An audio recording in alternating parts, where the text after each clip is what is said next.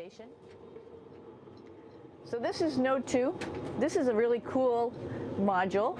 Of course, most of these modules you'll see they have 4 sides and they're put together. That way we could sort of work on a flat plane, either a wall, a floor, another wall, or the ceiling. But you know, again, all you have to do is turn yourself and your reference changes.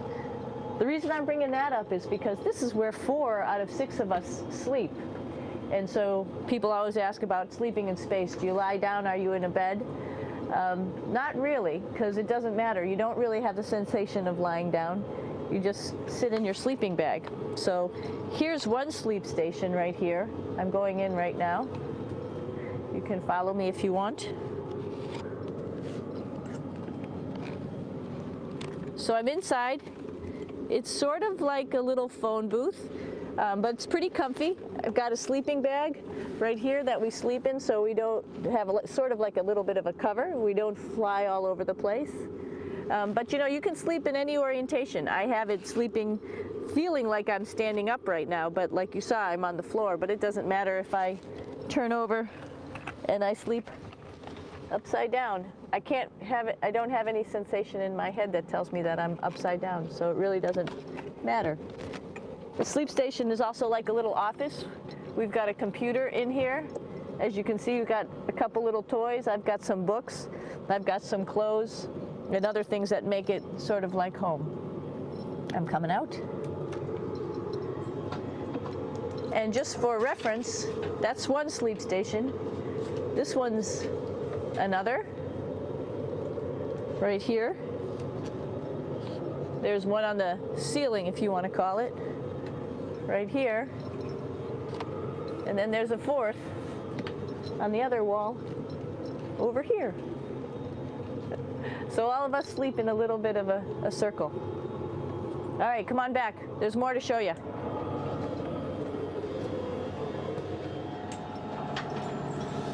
I know that there's some questions about how to use the bathroom and how do you actually live in space like normal, like at home. I mentioned real quickly about getting up in the morning and brushing your teeth and washing your face. Well, how do you do that?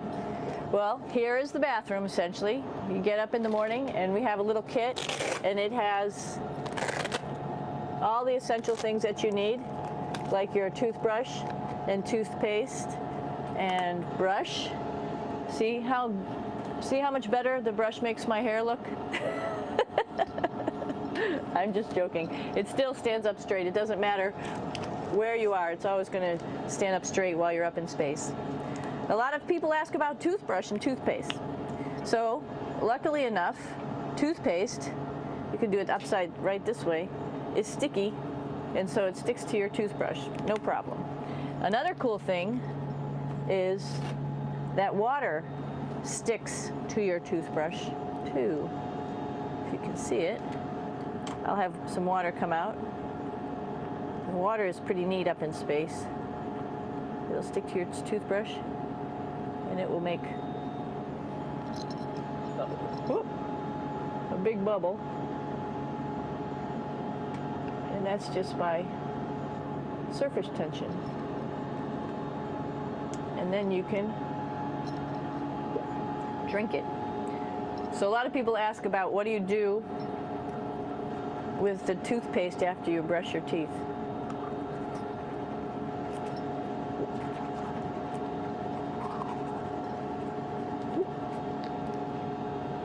Two options. Swallow it, and it's sort of like mouthwash, but it tastes a little gross. Or you can just spit it out in a paper towel, and then you don't have to worry about it. Swallowing thing I wouldn't recommend at home. I'm only up here for 4 months, so it's not that bad. One of the most pressing questions about living in space, of course, is the bathroom. So let's take a look at that little piece of work. Come on in.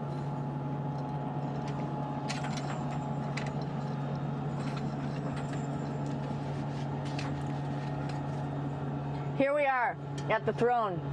This is awesome. You might see the little, you might have noticed the little moon on the outside. This is our orbital outhouse right here.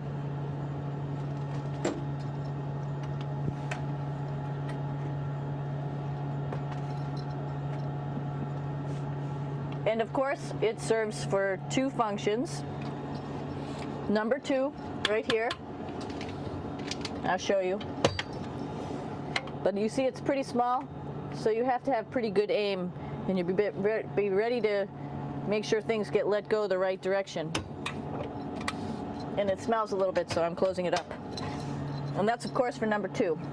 And this guy right here is for number one. So they're sort of two slightly separate functions, but you can do a little, essentially both, by hanging on right here and doing number one and number two. I might add it's color coded, so you really don't get it mixed up, which is nice. This is yellows for number one. And also there's a selection of paper. People always ask about toilet paper. What do you do with toilet paper? What kind of toilet paper do you have? We have gloves, just because sometimes it does get messy. We have some Russian wipes, which are a little bit coarse if you like the coarse type of toilet paper. We have some nice tissues, which are nice and soft if you like soft toilet paper. We have Huggies, just for any cleanup. You know, we were all babies once, and this sort of helps. And then if things get really out of control, we have disinfectant wipes, just to make sure we clean up here. Because, you know, just like the water I showed you, the number one stuff can sort of go all over the place if you don't aim correctly. And did I mention both of these have a little bit of suction, so they should keep things going in the right direction. But like I said, sometimes things get a little out of control if you are out of control yourself flying around. So we have lots of protective stuff. And of course, you do have your privacy. There's a little door, so other people know that you're in there. Here's a pretty cool place. This is sort of like in your house where everybody meets in the morning. After you wash your face, brush your teeth, you want to find something for breakfast. And this is our kitchen. You might notice there's all sorts of foods here. It's like opening the refrigerator. You got all your different stuff that you want to have: drinks, meats, eggs, vegetables, cereals, bread, snacks. And that's a good place. That's where you find all the candy. Side dishes, and then some little power bars just in case. So we have all this type of food. Some of it is dehydrated, and so we have to hydrate it, fill it up with water. Some of it is already made, and then all we have to do is heat it up. So something like this, I'm pulling out barbecued beef brisket. Pretty yummy. Not only is this food made in the US, but we also have food here from Japan. We've got Russian food. As you can see, all these red containers are filled with food that's from Russia. And then we get some of our specialty stuff, some things that we like, some of our favorite stuff that your family can send up. In fact, I like fluffernutters, and so I got sent up some fluff so I could make my fluffernutter with peanut butter. So you have a lot of food up here, no problems. Now, I want to say where we are. So right now, we're in the Japanese laboratory. It's one laboratory out of many here on the International Space Station. It's actually on the left-hand side. If I was International Space Station and I was flying through space like this, my left hand would be where the Japanese laboratory is.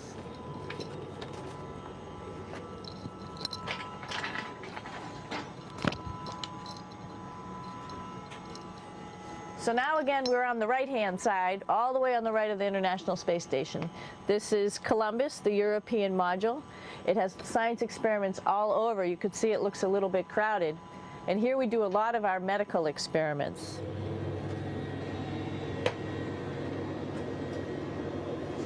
Here we are in the U.S. laboratory. Again, this is a laboratory with science experiments on all of the walls here, all sorts of stuff that we do. And one of the things we also do is we exercise. We have some exercise equipment on board the space station. We need to do that because we lose bone density and muscle mass while we're up here, and that's a result of not having to fight against gravity.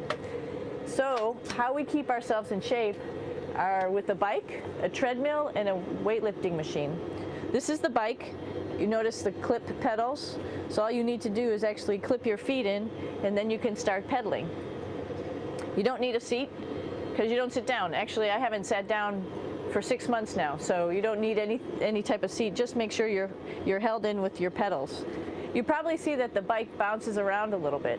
As I move it, it's not steady and held to the wall firmly.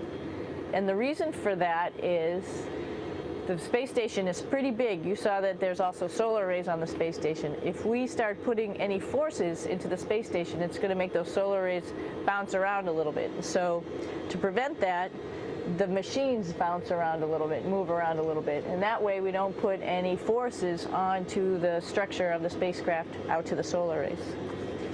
All right, a little farther on. Come on.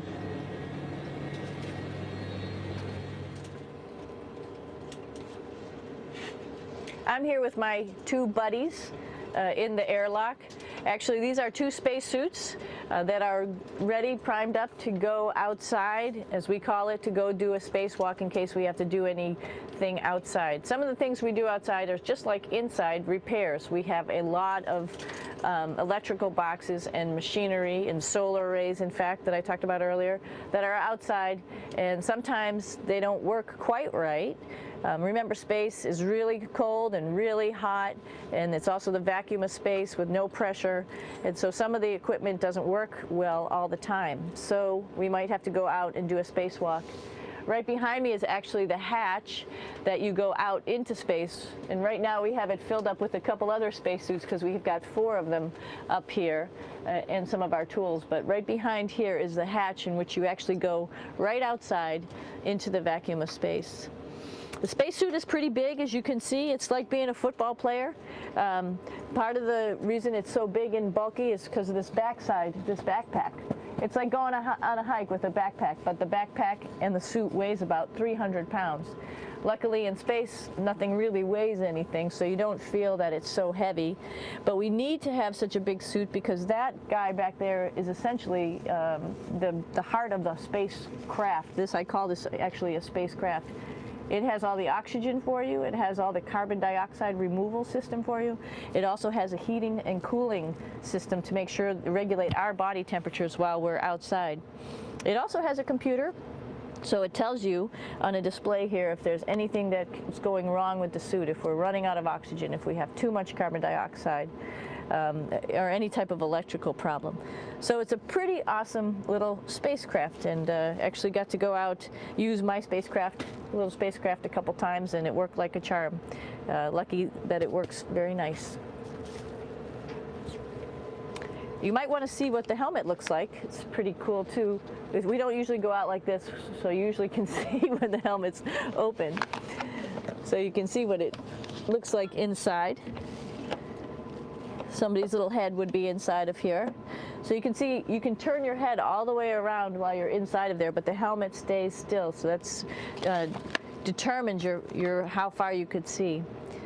And it's usually pretty sunny out there, so we have to wear our sunglasses, and this is our sunglasses right here, which make you look pretty cool.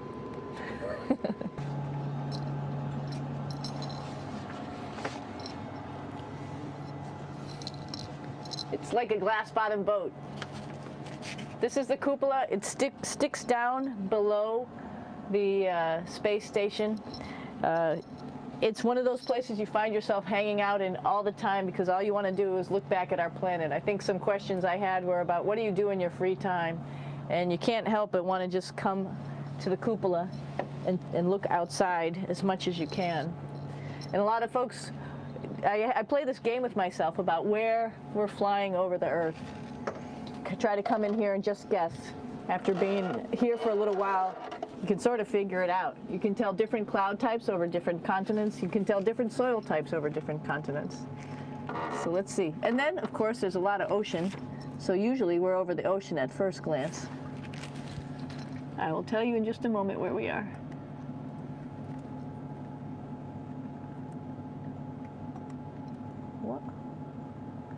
There we go. Oh, right now we are right over Africa. It's a little bit cloudy, as you can tell, but we're right over the continent of Africa. Hey, what's that? I think that's a Soyuz spacecraft. That's the spacecraft that's taken us home to planet Earth today. Oh my gosh, we might have to go take a look at that. That's pretty cool. It's a little bit smaller than the rest of the spacecraft, the space station, so you'll see if we go there, it'll be a little bit more crammed. But we're going, you can look all the way back to the back of the spacecraft, which is where the Russian segment is, and then you could look all the way forward to the front of the spacecraft, where the Japanese laboratory, the European laboratory, and the American laboratory are, and then back to the solar arrays where we started this morning when we were looking out the Japanese window.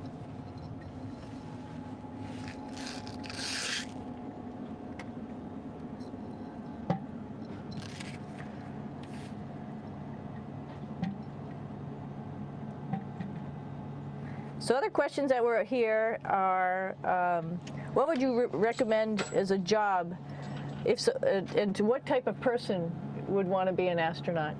I think people who would like to explore, of course people who like math and science, that's what this is all about. We have people in the office who are doctors, teachers, veterinarians, engineers, pilots, so all sorts of people become astronauts, and I think if you see it's just sort of cool, so I think people who like to do a little adventure and like to do cool stuff probably usually become astronauts. Hey, one thing I didn't show you, or I talked about but I didn't show you, was the exercise, another piece of exercise device, which is the advanced resistive exercise, and that's what this is right here. This is ARED, and you could probably see this bar. Let me just do a little bit of maneuvering here. Stand by. You have to set it up just like at any other gym.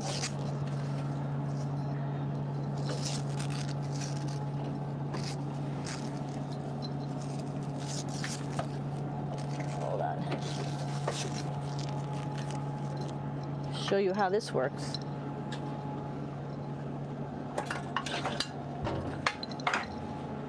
So you can see you can change your attitude just by going from one module to the next, going up from the cupola down here.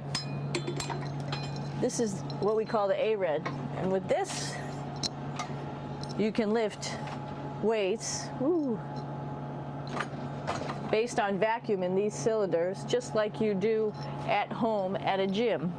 For example, if I wanted to do a squat, I could do it like this. Oops. I should need some weight on this thing. I'm not lifting with anything, so it's too easy.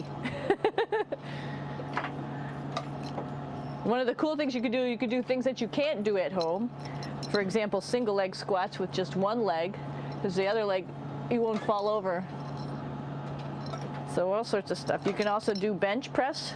We have a bench that we could add on here, so you can work on your beach muscles.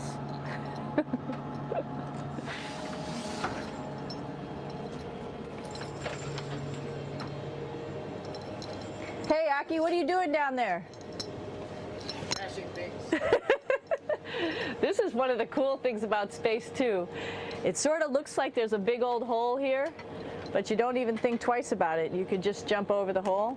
Or, if you want, you can go jump into the hole. I'm coming down. Woo!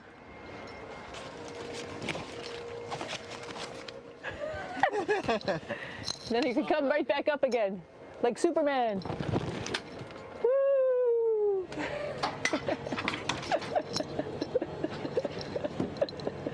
We're lucky we have a really cool big space station that you can fly around in.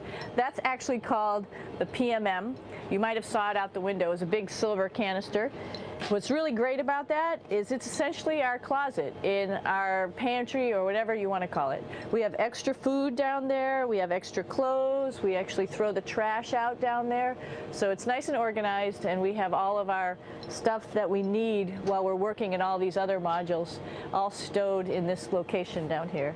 And it's a lot of fun to play in. So we're going into the Russian segment. Be ready. You don't need a passport either.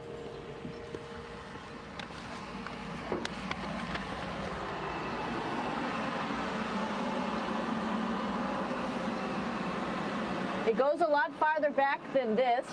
We'll go take a trip and say hello to the boys down there in just a minute. Well, let's do that first, actually, and then we'll go down to the Soyuz at the very end. This is Yevgeny. Hi. Doing a little tour.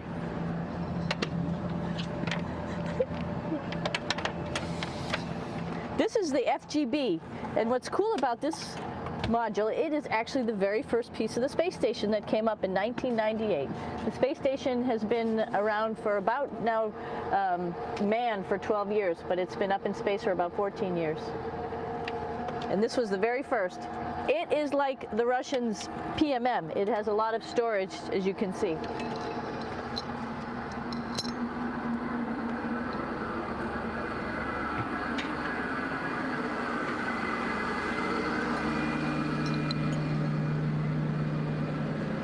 Можно? Снимаем. Чуть-чуть. So here we are in the heart of the space station, really. This is the service module. This is the central post. In case we had any problems, I know a couple of the questions were about what type of things do you have to worry about. And some of the things we have to worry about in space are fire. If we had a fire, if we had a depressurization, like we were hit by a micrometeorite and it made a hole, or if we had some type of toxic atmosphere. We use ammonia for our radiator, so there is a possibility that ammonia could come into the vehicle, and then it would be bad for all of us. If we have any of those problems, we come right here, which we call the central post. It is the main heart of the space station. It was also the first computers that came up here that ran the space station, and so behind this wall right here are these main computers. So we gather here as a group of 3 or 6 and then figure out how we're going to either fight the fire, patch the hole, or solve the toxic spill. And what's cool about this module, of course, it's the central post. It also has great windows right down toward Earth. It has controls to fly in visiting spacecraft if they need some assistance right here. It has Russian computers as well as American computers to help us control anything we need to on the space station. It's a couple of our crewmates back there, Oleg Novinsky on the right and Yuri Malenchenko on the left. And there's also a second bathroom here, which is really cool because 6 of us going to one bathroom is really tough. And so there's one bathroom here and one bathroom on the other side where I showed you. And you can probably see on the wall behind Oleg and Yuri some of the heroes of the space program. Korolev, Sergei Korolev, who was a chief designer of putting men into space, and of course on the right-hand side, Yuri Gagarin, the first man to go into space. So just reminds us of our roots. Yuri, what are you doing? Что делать? Making coffee. Yeah. Oh, Black. black coffee. Yeah. Looks good. Okay. Спасибо. We're going to check out our Soyuz real quick. Make sure it's ready to go. All right, back to the Soyuz.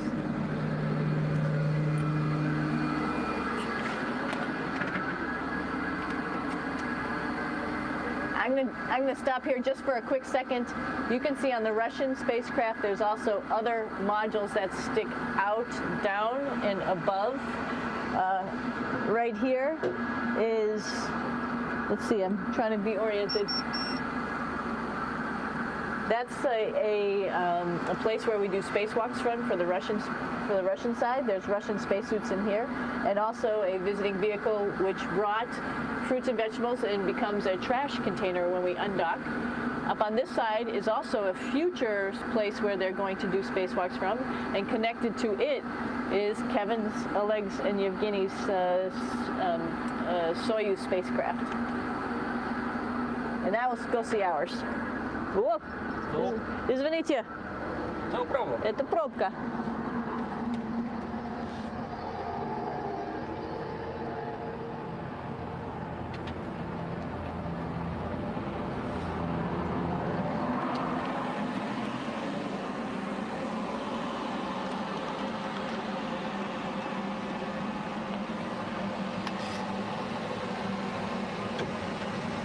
Coming down.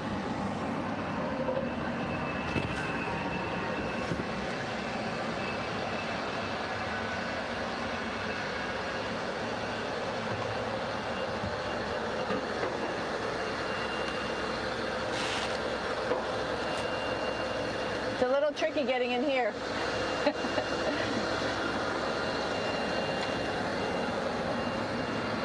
This is the docking probe right here, this big thing. This helps us connect to the spacecraft.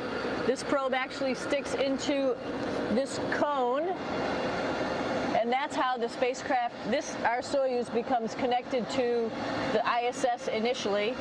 That is then replaced by clamps, which are around here, that will allow the two spacecraft to be stuck together. And then you can remove the probe and the cone.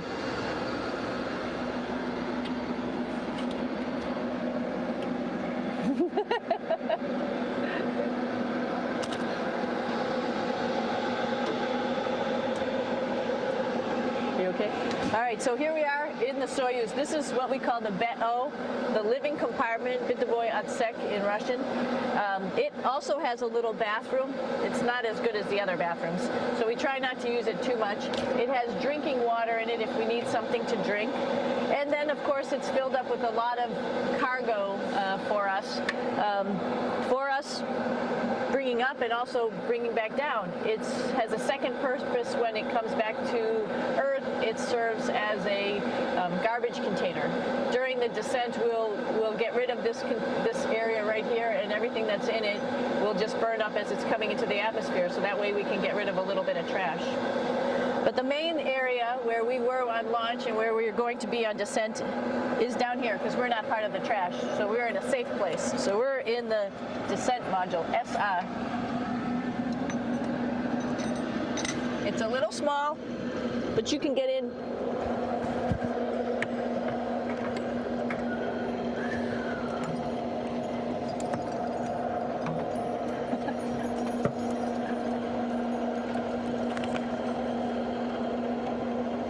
Not sure how well you could see in here.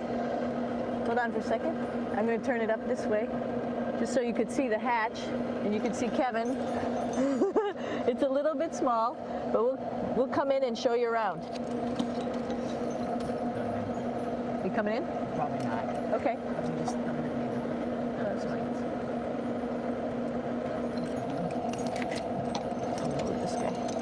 Got to move a couple things. We were just starting to get ready. We're preparing a couple days ago for our ride home.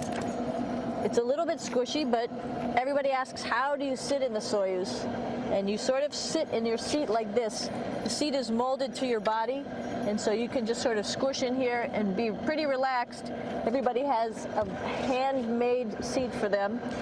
And then, of course, there's a control panel, and that's where we do most of our actions and work right here. There's hand controllers, which you can fly the vehicle with, and there's a stick right here, primarily used for communications when we're trying to talk to the ground. So 3 of us fit in here. Like I said, it's a little squishy, but somehow it seems like we all managed to get in here and fit pretty well, and it's a pretty safe ride home. You're probably wondering, what's all this junk behind us? Well, it's all of our parachute, first of all, and then it's all of our survival gear, just in case we end up landing in some strange place on the planet and nobody's there to